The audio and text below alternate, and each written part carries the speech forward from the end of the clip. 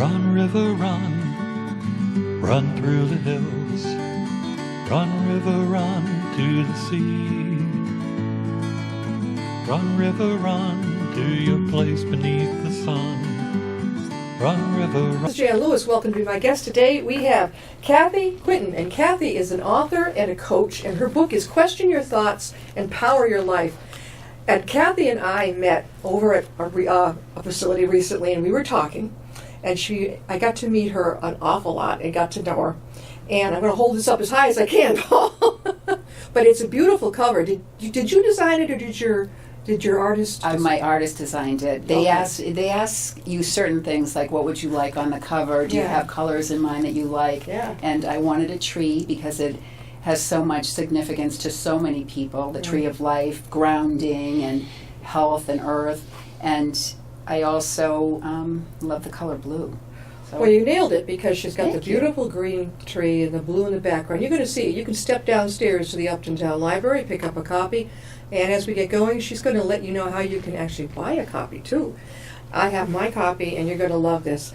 Release negativity and live the life of your dreams. I mean, don't we all wish this? yes, we all wish it. And What made you want to write this book? What happened? I became a coach about 4 years ago.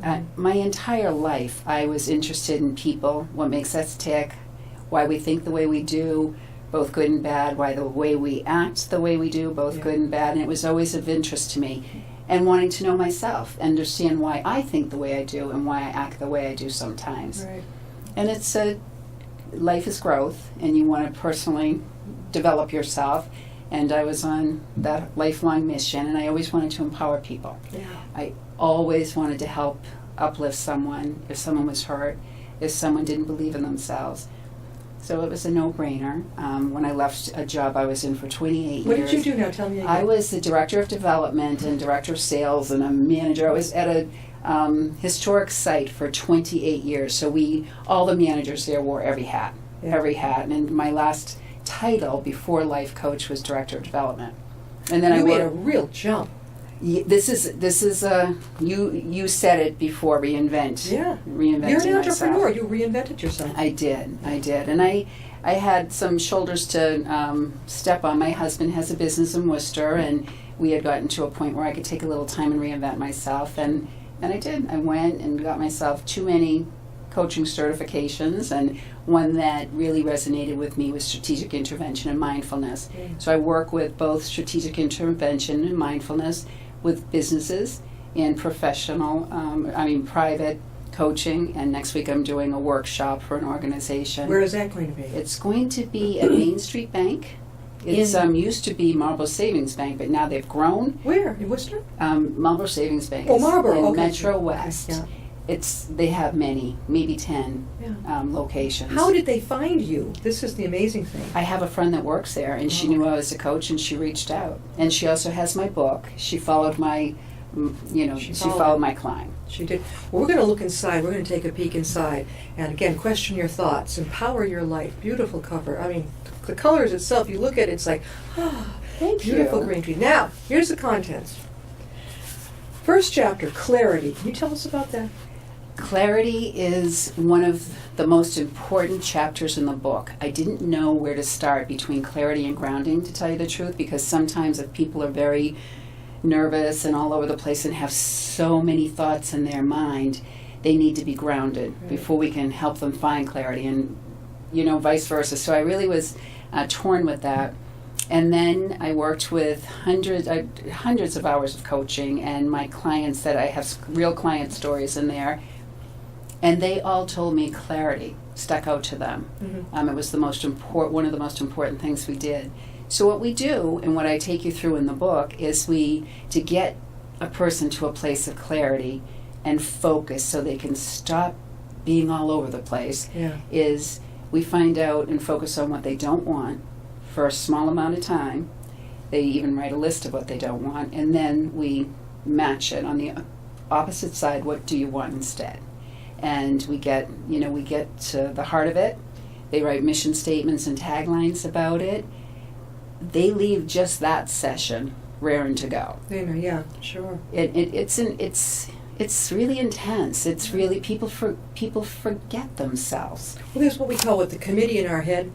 Da-da-da-da-da. It's like the squirrel going around and around and around. Then you can't sleep, right? Right. People call it monkey brain. Monkey brain. I call it gremlins, negative self-talk. We've got a little thing coming up. Yeah. Right. Okay. So Oh, I yes. don't want to skip ahead, but I have my own terminology for it as well, and it's a practice. And there's ways to quiet your mind. There's so many ways to quiet your mind. So I went from clarity.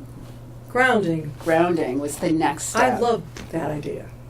It is. There's some people that are very grounding. I'd like to be around them. It's wonderful. Yeah. I mean, we talk with my clients. We touch the floor. We stand up. We do Amy Cuddy from the Harvard University's power poses. You know, the victory pose, and then Superwoman and Superman pose, and stand there and get grounded for like 3 minutes and feel their bodies. I write in the book how when I do that with a client, they first look at me like, oh, I'm just going to humor her. And then as they stand up and do the poses and feel their body and feel their space on earth and that they belong here, their face changes. And you see them become more physically empowered in front of you. Yeah. And it also helps when you're grounded, that when life's situations come to you, you're not like rocked all over the place. You can stand firm and look at them with like a helicopter view.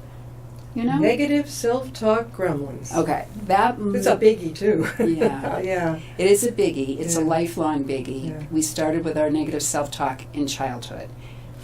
You can come from the most warm and fuzzy home Yeah. and still walk away with negative self-thoughts. Think about someone that comes from a home that's just a little bit more dysfunctional. They may take the energy and negativity that is in the home on themselves. Makes sense. Right? Makes And they don't own it. It's not theirs. It was kind of given to them. Yeah. They accepted it and believed it was theirs. So that's a really important thing to work through in life. And lives change when you can calm down that negative self-talk. Yeah. Everyone is good enough. No, you're not a fraud. Yes, you are the real deal. And all of these things that you think of, you can push away. I just drive down the road now, and if I have a negative thought about myself, which I still do, but they're rare because I've practiced this, I'll literally go like that to the air. Just go like that. Just go like that. Just go away. I don't need you. You're not empowering me at all. We're talking with Kathy Quinlan, and she is the author of the book, Question Your Thoughts, Empower Your Life. And she's also a life coach. We're going down through some of the things in her book, and she's sharing with us. Kathy, before we go any further, how can they get your book? They can get my book on Amazon. I'm on Amazon. I have a print book and a Kindle book. So Amazon.com, and it's actually under my full name, Kathleen Quinton, and it's Question Your Thoughts, Empower Your Life, Release the Negativity, and Live the Life of Your Dreams. How's that? All right, perfectionism and lies. Oh, That is, we tied that, my editor and I tied that in with negative self-talk, gremlins. yeah. Perfectionism just hinders your life. Oh, I've got a couple of friends who are anal. I mean, Okay. absolutely. You go into their home and you can't even. Where do you live? Right. It's just beautiful. And it isn't just your home. Oh. It is it could be the way you look, it Yeah. could be the way you talk, it could be, if I had to be perfect, that book wouldn't be published. I'd go nuts if I had to. If I had to be perfect, that wouldn't be published. Yeah. So it's negative self-talk. Perfectionism is a figment of our imagination. Yeah. And Facebook says, don't be perfect, just do it. Yeah. Oh yeah, well, I put Nike in there a little bit, but Facebook has a saying about just get the job done. Get her done. Get it done. Get her done. Voice. Speaking up. Speaking up, expressing yourself, it could be through music, Mhm. it could be through the arts, it could be through meditation. There are so many ways to express yourself, but we have all my clients, I have to say, are proactive and amazing men and women. And some of them come to me and they are as brilliant and kind and compassionate as all get out. And they're afraid to speak up and have their thoughts known. Mm-hmm. Let me tell you, their thoughts should be known. Hmm. So we work on their confidence, we work on getting rid of that negative self-talk. Perfectionism hinders them. It hinders so many, it has hindered me. I didn't want to be judged. I didn't want to be found out to be a fraud. I didn't want to not be perfect. Right. That's just silly. Yeah. You don't get anything done that way. I know. And your creativity doesn't fly, and you want your creativity out. So finding your voice either this way or through the expression. We all have superpowers, a purpose in life. Right. So I work to help people find It's that. hard to find your purpose if you've got a lot of different interests. What do you tell someone like that? What if they I only have have one found- passion? The passion I have to help empower people can have many outlets. Mm. And the people that have many interests, I bet at the core of that is almost their purpose. I bet at the core of it, if we work through it, we would find, but I can take my wanting to empower people. I'm writing children's books now. She has I know one it's coming. I have one coming. Yes, and she does. and that's a big switch Big from switch from this. from a self-help book, Yeah. a personal empowerment book. But my purpose is in the children's book. I want to empower. It has it's about a library and a friendly little bookmobile and the adventures of them and bringing the keys of knowledge to people everywhere. It's another way to empower. Yeah, definitely. So to answer your question, I think people that have, interests all over the place and they're not getting anything done, they want to come to me. I can help them with procrastination. I can help them break through the blocks and get focused on what you really want to do now, because you can add to it. Sure. Now here's a very tough one. Forgiveness. That's rough. I don't know. You could. How do you do that if you put it aside and say, well, I'm not going to forget it, but I'll let you pass. But in the back of your mind, you're like, I learned from this one. How do you deal with that? It is hard. Yeah. It's very hard. The thing to know is that when we forgive someone, hopefully we'll start with forgiving ourselves, because we're not perfect, right? So we have things, we probably have some regrets that we have to forgive. Yeah. And Maya Angelou said it best: when you know better, you do better. That applies to the people that have hurt you. That applies to the people that have hurt anyone. When they know better, they'll do better. How often have you seen someone grow? And we forget that they may grow, that they may change, and we have to give them another chance.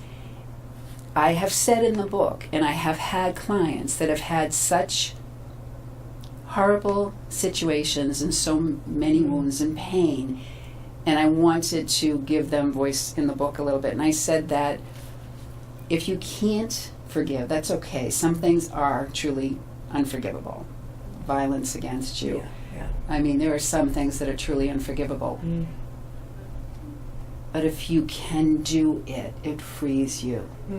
It frees you. It's a gift to yourself, forgiveness. Yeah, that's and the it's key. a practice. It's a gift to yourself. You're not surrendering, say, to someone, the person who harmed you, abused you, or whatever. But it's sort of something you're saying to yourself, okay, I'm just going to kind of glide here. You take your power back. Take it back. I'm not going to worry about it and give the power to this person. I know what they did. I'll never forget it. Right. But, all right, gratitude. Do people make gratitude lists with you? Do you ask them to People do that? make gratitude lists. They do it right out of the clarity session, actually, after the forgiveness section. You cannot be angry. You cannot be sad. Those lower level feelings that we can have in life, you can't have them if you're being grateful. Right. No. It takes yeah. you right out, doesn't it? Somebody said, what's it I heard somewhere, that anger can't survive in a gratitude heart. A grateful heart. It can't. It absolutely can't. And gratitude is a practice. Science is bought into it. It's not just woo-woo anymore. Yeah. Science is saying this is true. Right. If you have a grateful heart, That's it. Now, we're talking again with Kathy Quinlan, and she is the author of Question Your Thoughts, Empower Your Life. Kathy, we're going to go into comfort zone. Now, everybody has their own comfort zone, right? Right. All right. And we were just talking about comfort zone. Tell us about that. comfort zone is very interesting and it has a lot of layers. I find that people, when they're not moving forward, they may be in their comfort zone. Right. They may have decided when they were quite young that they were going to live a certain lifestyle, and when they get to that and it may not have been all that they could do in life. Right. They may have thought, I'll raise my children, I'll buy a house, I'll be able to afford my groceries, and then their wants and their passions and their needs start coming to them, knocking on their, little mind, and it's telling them, you can do more, you can do more. And that's where comfort zone, you want to step out of your comfort zone. Fun happens out of your comfort Does zone. it change through the years, your comfort zone? It absolutely does, Yeah. because each time we uplift our lives. I was talking to a client the other day, and we had this visual of a hole, people being in a hole. And, it's not a nice visual, is it? And they're stuck in that hole. And each time they step out of their comfort zone, they build strength and fortitude. And when they work towards what they want to do and accomplish things, that hole's filled in a little bit, and they've uplifted their life. Yeah. And then say you did that at 15, and then you do it again at 20, and you do it again at 30. And as we get a little bit older, I know as I get a little bit older, wisdom enters into it. And the comfort zone is not someplace where I want to live anymore. No. I want to be out of my comfort zone. Kathy, again, how can they get your book? They can get my book on Amazon.com. Again, it's under Kathleen Quinton. I do go by Kathy, but I'm Kathleen Quinton, Amazon.com. It's on Kindle, and it's also print. And I have a coaching email if you'd like to be in touch with me for any coaching. It's Kathy at quintessential-coaching.com. Life choices. Boy, that's a biggie. You threw that at us. I would, it's like, again, when you have so many different things you're interested in, life choices. Which one do you, they say focus on something. That's hard for a lot of us, because if we have like all these different interests, which one am I going to focus on? Then you start doing this project. Oh, well, walk away from that, and you start this one. What do you do? Well, you're getting distracted. Not you, but people would be getting distracted. I've done it myself. Yeah. I'm guilty of everything. I'm guilty of everything in there. Yeah. That's why I've gone through this process myself to get to having clarity. Yeah. So again, we have to go back. That clarity session sets them up as they go through this book. They can purchase this book, and by the end of it, I think they're going to have some aha moments. Oh, I think they're going to get Oh, yeah. incredibly clear about what they want and how to follow through on it. And your energy? The energy, how you should, that's one of the workshops I'm doing next week. How you show up. How do you show up? Do you show up like this? Yeah. Energy is so important. How you show up, how you make people feel. When you leave people, how do they feel about you? Maya Angelou again. She said, people aren't going to remember what you do, what you've done. They're going to remember how you've made them feel. Yeah, definitely. And that's just, again, and how you get the anger and all the negative energy off yourself is by forgiving yourself and others and doing your work. You have a workshop coming up, you were telling, in Marlborough, and it's going to be where? It's not open to the public. Okay. It's a private workshop, but I am available for workshops. And can they contact you on an email? Yes, they can.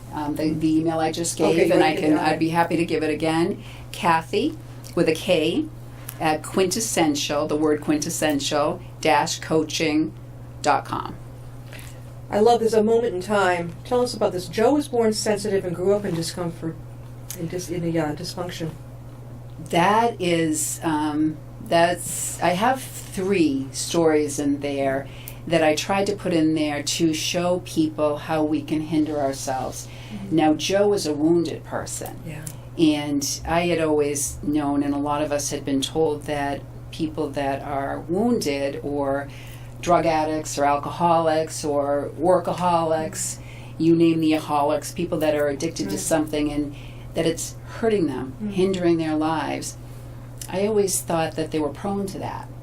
I do know that we're prone when we're born to certain things. Sure. Like we may be prone to risk-taking, but we're not prone to, and then you can have a risk taker that's a policeman and a firefighter and a jet pilot, and they do very pro-healthy things with their risk taking. Right. If you take a child that has been born and is a risk taker, and unfortunately they suffer abuse and neglect, and their risk taking may take on different. Yeah, like acting out in class. Yes. Ending up in, what do they call it, the behavioral private schools. Right.